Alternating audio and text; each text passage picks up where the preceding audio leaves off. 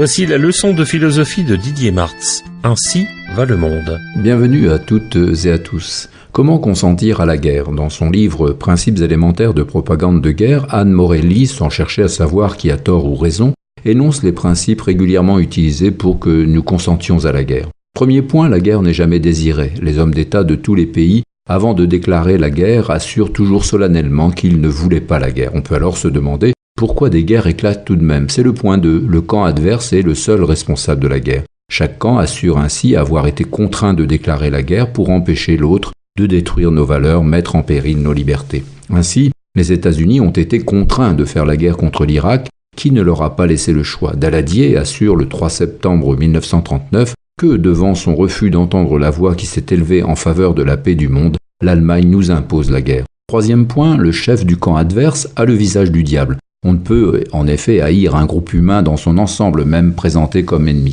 Il est donc plus efficace de concentrer cette haine de l'ennemi sur un personnage. L'ennemi aura ainsi un visage et ce visage sera évidemment odieux. C'est un fou ou un monstre comme Milosevic, Ben Laden, Saddam Hussein, Kadhafi, et ces monstres qui nous défient et dont il convient de débarrasser l'humanité. Le pays est donc réduit à un seul homme, seul demeure le fou avec sa redoutable garde rapprochée. Quatrième point, défendre une cause noble et non des intérêts particuliers. Les buts économiques et géopolitiques de la guerre doivent être masqués sous un idéal, des valeurs moralement justes et légitimes. Ainsi, George Bush, le père, de déclarer « Le combat ne concerne pas le pétrole, le combat concerne une agression brutale ». Cinquième point, de cette guerre dépend la liberté, la vie, l'honneur des populations.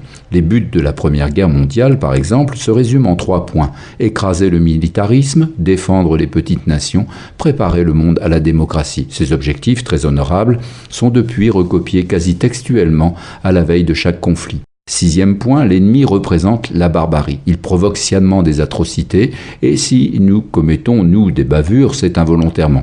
Notre armée est de toute façon aimée de la population, c'est une armée humanitaire qui s'autorise l'ingérence sans avoir à déclarer officiellement la guerre. 7.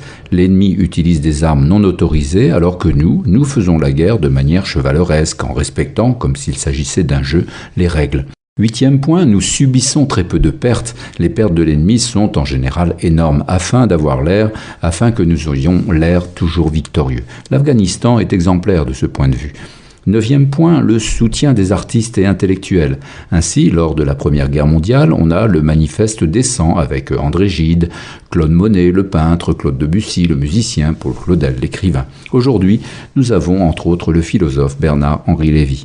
10e point, la cause a un caractère sacré. Ainsi, la guerre en Irak s'est manifestée comme une croisade contre l'axe du mal, à une lutte du bien contre le mal. Toute personne, bien sûr, mettant en doute un seul des principes énoncés ci-dessus est forcément un collaborateur de l'ennemi.